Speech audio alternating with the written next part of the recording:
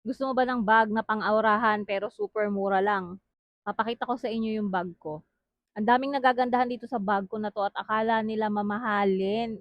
Girl, 100 plus pesos lang 'yan. Medyo cute nga lang ito 'no, cellphone wallet lang mailalagay mo. Puwede ka rin maglagay ng lip tint and powder pang retouch mo, pero yun lang, hindi ka na makakapaglagay ng iba pa like kung meron ka diyang mini fan, hindi kasya dito girl. Bag charm, hindi yan kasama, ako na naglagay niyan. Ang laki ng bag charm ko, halos kasing laki ng bag. So yan, meron siyang handle dito and meron din siyang mahabang strap para kung gusto mo siyang gawing sling bag. And ang ganda ng leather nito guys ha. Super affordable lang niya pero hindi siya mukhang mumurahin. And ganito yung hardware niya sa harap. Ilang months na sa akin to ha. 5 months na sa akin tong bag na to pero tingnan nyo naman, hindi naman nagpe-fade yung hardware niya. And ganito yan, twist and lock. Tama ba tawag doon?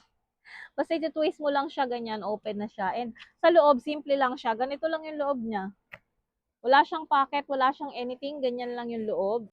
Kasya dito dalawang cellphone ko, isang wallet. Pwede ka maglagay ng lip tint tsaka powder mo, pero yun lang yung mailalagay, hindi nakakasya dito kung maglalagay ka ng payong or ng mini fan, hindi kasya kasi small sling bag lang to. Marami pang ibang kulay na available nito, so i-check nyo lang dyan kung gusto nyo din. Ang ganda nito guys, sobrang mura lang, pero pang forma na. Pang aura-aura mo na yan, oh.